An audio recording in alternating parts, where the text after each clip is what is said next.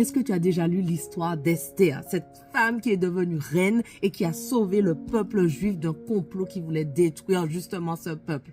Non? Eh bien, tu es au bon endroit parce qu'aujourd'hui, dans le défi lecture de la Bible de l'aurore au crépuscule, on va lire le livre d'Esther. On va commencer Esther. Donc, franchement, reste jusqu'à la fin parce que ça vaut le coup. Merci Seigneur parce que ta parole, elle est tellement vivante. Elle nous fait du bien. Tu nous parles à travers chaque histoire. Vraiment, je prie pour tous ceux qui sont là avec moi dans ce défi, qu'on puisse tous arriver jusqu'au bout, Seigneur, et permets-nous de comprendre le passage du jour et merci de nous parler tous les jours personnellement au nom de Jésus. Amen. Alors, on commence. On commence l'histoire d'Esther. Donc, Esther 1. Cette histoire se passait du temps de Xerxès, celui dont l'empire s'étendait depuis l'Inde jusqu'à l'Éthiopie et comprenait 127 districts. En ce temps-là, quand l'empereur Xerxès vint prendre place sur son trône impérial dans la citadelle de Suse, la 3e année de son règne, il organisa un grand festin pour tous ses ministres, ses hauts fonctionnaires, les officiers de l'armée des Perses et des Médès, ainsi que pour les nobles et les gouverneurs des provinces. Il voulait montrer devant eux la richesse et la gloire de son règne et la splendeur de sa magnificence. Les festivités durèrent très longtemps, 180 jours. À la fin de cette période, l'empereur offrit à toute la population de Suse, riche ou pauvre, un banquet qui eut lieu pendant 7 jours dans les jardins du palais impérial. Des tentures de lin blanche et bleu ciel étaient fixées à des colonnes de marbre par des cordelières blanches et pourpres passées dans des anneaux d'argent. Des divans d'or et d'argent étaient disposés sur des dallages de mosaïque faits avec du porphyre, du marbre, de la nacre et de l'agate. On servait des boissons dans des coupes d'or, toutes différentes de forme. Le vin de l'empereur coulait avec une générosité toute impériale.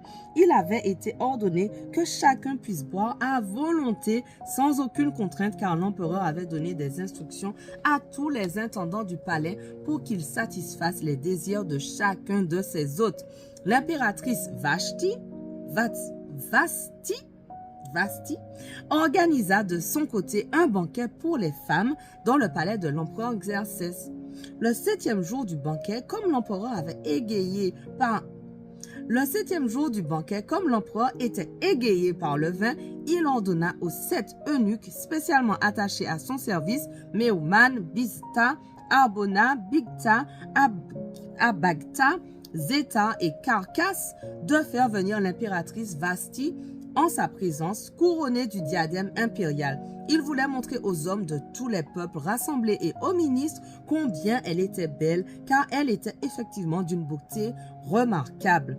Les eunuques transmirent à l'impératrice Vashti l'ordre de l'empereur, mais elle refusa d'aller se présenter devant lui.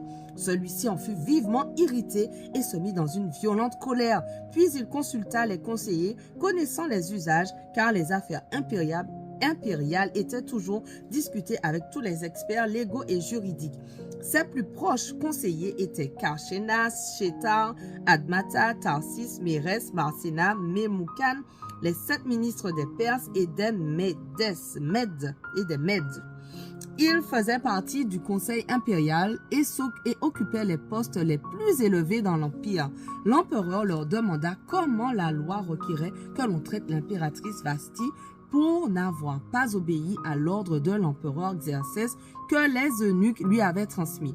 Memoukan déclara à l'empereur en présence de ses hauts fonctionnaires: l'impératrice Vashti ne s'est pas seulement rendue coupable envers l'empereur, mais aussi envers tous ses ministres et tous les gens du peuple de toutes les provinces de l'empire de Xerxès, car ce qu'elle a fait sera connu de toutes les femmes et les incitera à mépriser l'autorité de leur mari. Elles pourront dire: l'empereur Xerxès avait ordonné de faire venir l'impératrice Vashti en sa présence et elle n'est pas venue. Aujourd'hui même, les femmes des ministres perses et mèdes apprendront comment l'impératrice s'est conduite et elles se permettront de répliquer sur le même ton à leur mari, ministre de l'empereur, et leur mépris entraînera la colère de leur mari.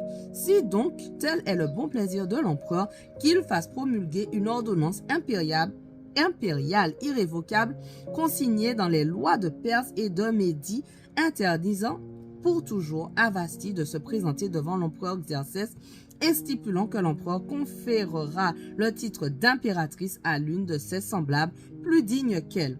Lorsque ce décret publié par l'empereur dans tout son vaste empire sera connu partout, toutes les femmes témoigneront du respect à leur mari, quelles que soient leurs conditions sociales. Cette déclaration plut à l'empereur et aux ministres, et l'empereur suivit le conseil de Memucan.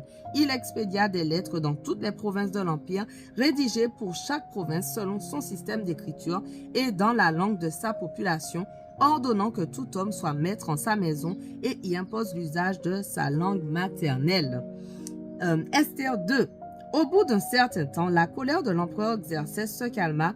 Il repensa à ce qu'avait fait Vasthi et il réfléchit à la décision qui avait été prise à son sujet. Alors les courtisans attachés à son service lui dirent que l'on recherche pour l'empereur des jeunes filles vierges et belles, que l'empereur désigne donc des fonctionnaires chargés de sélectionner dans toutes les provinces de son empire toutes les jeunes filles vierges et belles et de les amener dans le harem de la citadelle de Suse pour les confier à Égée, l'eunuque de l'empereur qui a la garde des femmes. On leur fournira tous les produits de beauté nécessaires. La jeune fille qui aura la préférence de l'empereur succédera comme impératrice à Vasthi. Cette proposition plut à l'empereur qui la fit mettre à exécution. Or, dans la citadelle de Suse vivait un juif nommé Mardoché.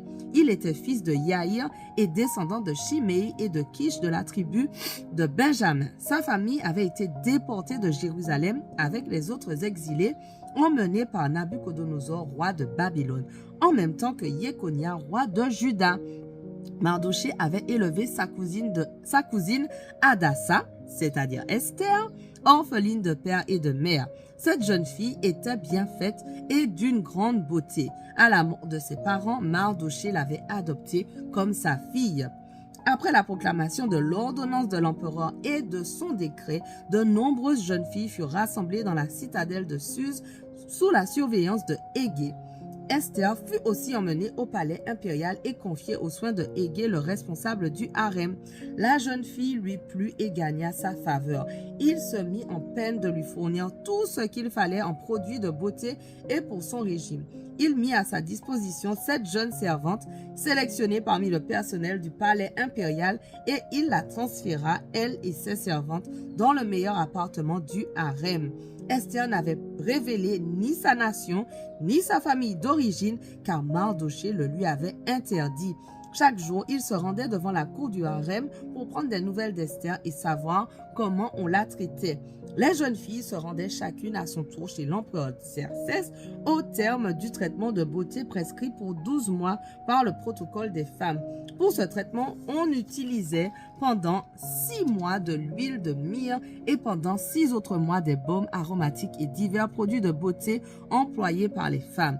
Puis, lorsque venait le tour d'une jeune fille de se rendre chez l'empereur, on lui donnait tout ce qu'elle demandait pour emporter du harem au palais impérial. Elle s'y rendait le soir et le lendemain matin, elle était conduite dans un second harem et confiée à la responsabilité de Shashgaz, l'eunuque de l'empereur chargé de la garde des épouses de second rang. Elle ne retournait plus chez l'empereur à moins que celui-ci en manifeste le désir et la fasse appeler par son nom. Quand vint le tour d'aller chez l'empereur, Esther, fils d'Abicaïl, oncle de Mardoché, qui l'avait adopté comme sa fille, elle ne demanda rien d'autre que ce qu'avait indiqué Égée, l'eunuque de l'empereur, gardien des femmes. Elle gagnait la faveur de tous ceux qui la voyaient. C'était le 10e mois, c'est-à-dire au mois de Tébet, de la 7e année du règne, que l'on vint prendre Esther pour l'emmener chez l'empereur au palais impérial. L'empereur aima Esther plus que toutes les autres femmes et elle gagna sa faveur et sa bienveillance mieux que toutes les autres jeunes filles. Alors il mit sur sa tête la couronne impériale et la fit proclamer impératrice à la place de Vasthi. En son honneur, il organisa un grand banquet pour tous ses ministres et ses hauts fonctionnaires. Ce fut le banquet d'Esther. Il accorda aux provinces des allègements d'impôts et distribua des cadeaux avec une générosité impériale. impériale. Voilà, notre passage du jour touche à sa fin, mais on continue dès demain pour la suite de l'histoire d'Esther. Franchement, ne rate pas ça. Sois au rendez-vous, on ne lâche rien. Allez, sois béni.